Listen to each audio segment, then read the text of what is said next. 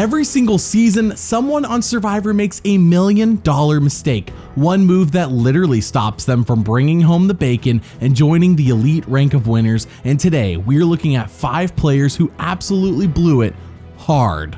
Number 1. Let's start in season 28 with Woo, a man who blows it so hard that his one move has completely changed the landscape of Survivor forever. Up through the final 4, he has played an impressive game, being likable, athletic, and aligning himself with people who are willing to take him to the end. Him winning the game would be a guaranteed feel-good story for the audience. So once Spencer is voted off at final 4, Survivor throws in a twist. There is not a final 3 this season like there has been for so many past seasons. Instead, we're having a final 2. This is actually perfect for Woo because him against Tony and Cass is kind of sketchy on whether he would win or not. But Tony being gone means Woo is guaranteed to get that $1 million check. So we go to the final 3 immunity challenge where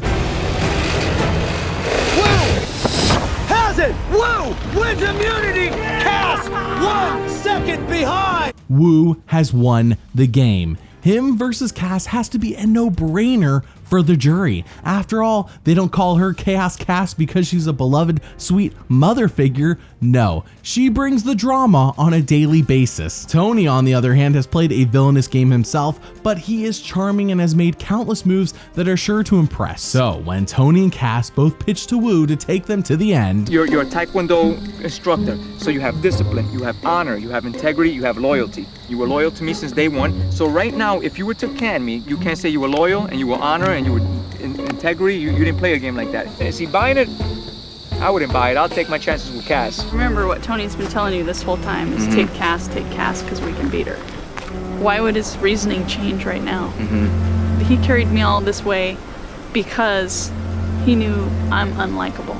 If he understands how people think, taking me is his better option. Really. Taking Tony means my chances of winning are not so great. If I take someone like Cass, and I break my loyalty with Tony, it completely contradicts who I am, and I become the biggest hypocrite. So it's tough. well, we know where this has to go, right? So when Woo gets to pick who to take to the final 2, he chooses 15th person voted out and the 9th and final member of our jury. Cass. Yeah, and of course the jury witnessing this baffling display of buffoonery only helps Tony win 8-1 over Woo. So you may be asking, how do we even know the jury hated Cass and wouldn't have voted for her over Woo as well? Simple. Her Ponderosa video from when she was voted out says it all. It was awkward when I walked into Ponderosa. No one acknowledged my existence. Cass came in and it was really uncomfortable. Nobody has any digs for me? Come on. What do you have to say to someone like her? Her whole thing is, I played the game. I'm Chaos Cass. That's what I want. It's not a game that anyone can really respect. She was an agitator and she got under people's skins and she played with people's heads and she was a troublemaker and she was mean and vindictive. 22 on my side. It was like going to the junior high dance and showing up in the same dress as the pretty girl. You're just mocked and laughed at and then ignored. Seeing her get voted out was like, you screwed us all and you screwed yourself. There you go, enough said. Oh, and Tony winning this season, by the way, has drastic consequences for the rest of the show's history. By the way, thank you for watching and liking this video. This channel is patron supported, and that's how we stay independent enough to give our critical opinions. If you want to support us, then Patreon is a great optional way to do so, link in the description. Now with that, number 2. Time jump with me back to season 16, fans versus favorites. The women are running this game like no alliance has before, and we are at the final 5. They have been ruthless, cunning, but with a bit of fun mixed in as well. Every man is gone except Eric, and that guy just won another immunity challenge, so he is guaranteed to be in the final 4, just like the puzzle he finished says so. But then Cirie, the brains of the women's alliance, has a brilliant idea that she has her minion do for her. I wonder if he was giving that his necklace. Why would it benefit him giving me the necklace? Matt, tell him that if he were to give you the necklace, that would redeem him and we would vote for Amanda. Who would fall for that? Like, I feel stupid listening to you guys right now. I'm like, Ozzy, Jason, and Eric. He belongs in that threesome. Eric, you have the individual immunity necklace. As always, you can give it up to somebody if you choose to. and I know that actions do speak louder than words, I want to give individual immunity to Natalie.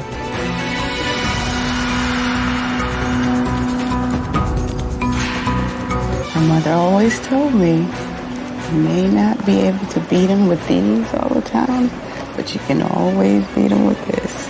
First vote, Eric. Parvati.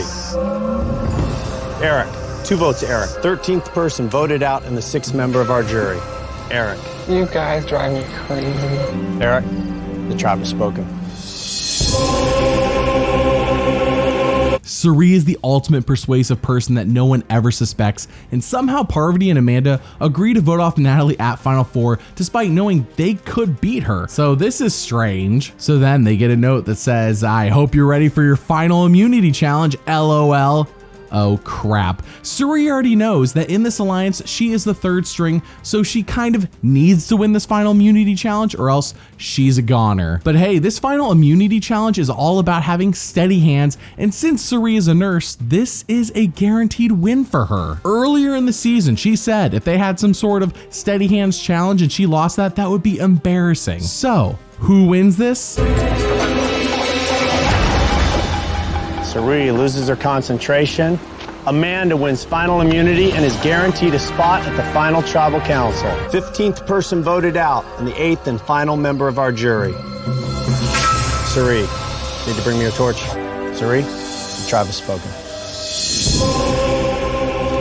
Time for you to go. If there had not been a surprise Final 2 and Cirie didn't blow that final immunity challenge, she likely wins this season. Number 3. Whenever fans think of missed opportunities to win Survivor, 2 people come to mind fairly often, and they're both on season 23, South Pacific.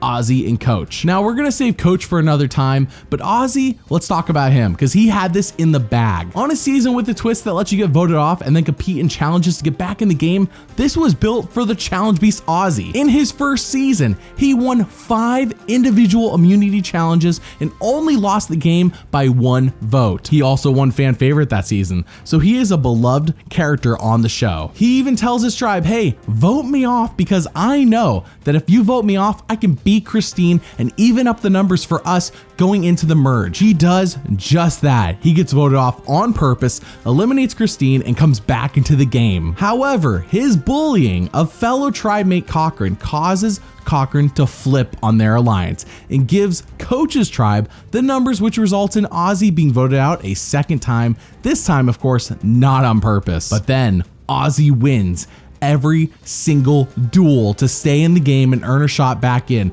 That is until the final Redemption Island challenge when he has to face off against Brandon Hance and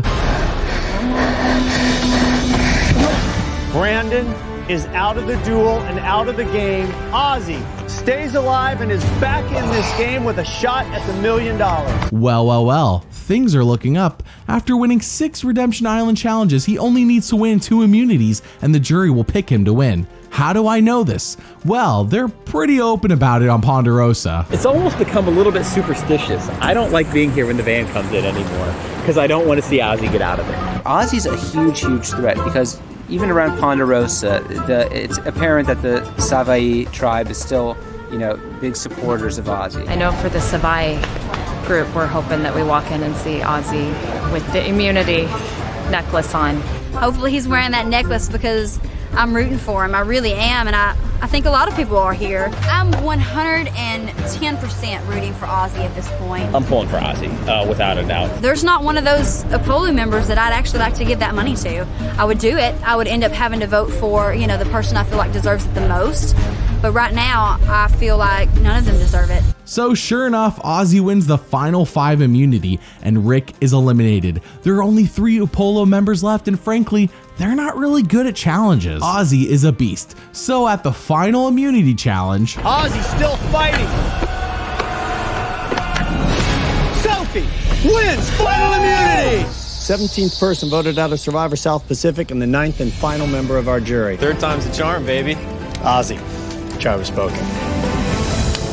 Wow, if Ozzy had won that challenge, he was guaranteed to win the $1 million. After losing the $1 million by 1 vote in Cook Islands, he has come so close twice and yet has been robbed both times. Number 4.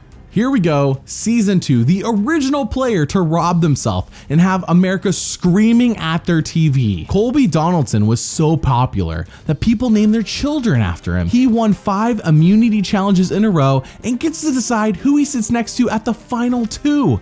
Keith, who is guaranteed to lose to him, or bring along Tina, the lovely Southern lady that he kind of has like a 50-50 chance against. So he goes to make the decision, and the 14th person voted out of the tribe is Keith. Keith, the tribe has spoken. It was at this point America knew that Colby had done screwed up. Why did he pick Tina over Keith to go to the end with? Well, this was one season after Borneo, a season that had 50 million people watch the finale, and they saw Richard Hatch won and they loved him.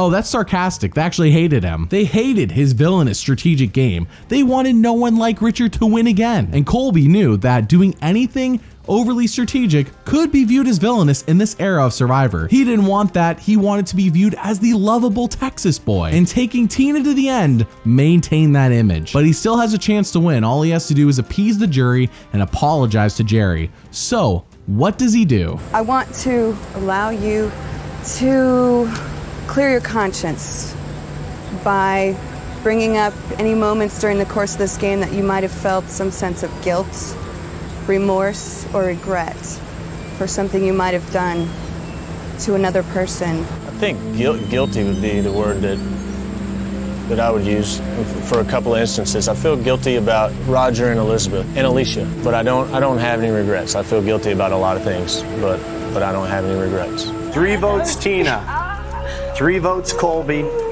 In true Survivor tradition, it comes down to one final vote. The winner of Survivor, the Australian Outback.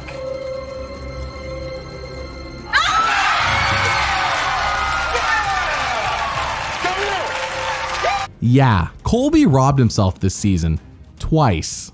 Number 5. In season 19, you may have forgotten that there were other people besides the Foa 4 and Shambo. Well, let me introduce you to... Brett's won 2 individual immunities. He could possibly win the last 2, but what's 2 immunities? That means absolutely nothing to me. So you telling me he's all of a sudden Superman because he wins 2? He's not some superstar to me. You start thinking that, you start getting weak in the mind, thinking you can't beat him like you're stepping in the ring with Mike Tyson. He's no Mike Tyson.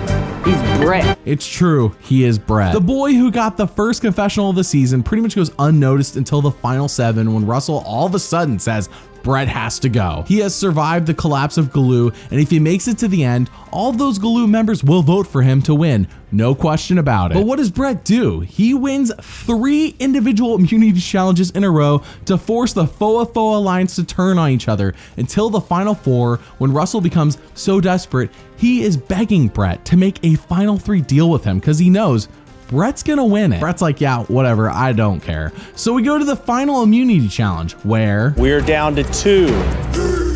Russell and Brett. He's no Mike Tyson. He's Brett. You're now at 7 feet.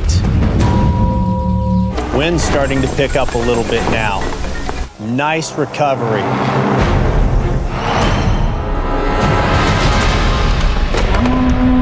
Brett falls off. Russell wins individual immunity, his first, and it couldn't have come at a better time. To think that Brett was literally one challenge from completely flipping the narrative of this season. I can only imagine how much louder the chant that Russell got robbed would be if Brett had won it all instead of Natalie. Who should I include in the next volume of this series? Comment below and let me know. Thank you for watching, and doubly thanks for liking and subscribing. See you all next time.